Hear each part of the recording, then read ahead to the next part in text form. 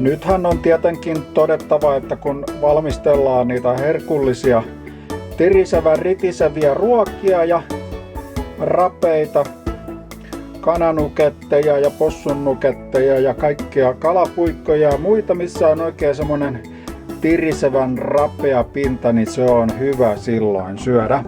Mutta näissä sähkölaitteissa, näissä semmonen tietynlainen rapeus ei välttämättä houkuttele.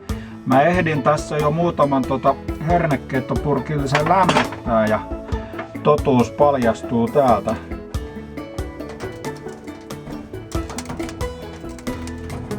Kun teillä on sähköjohdot al dente, silloin on syytä kutsua paikalle sähkömies.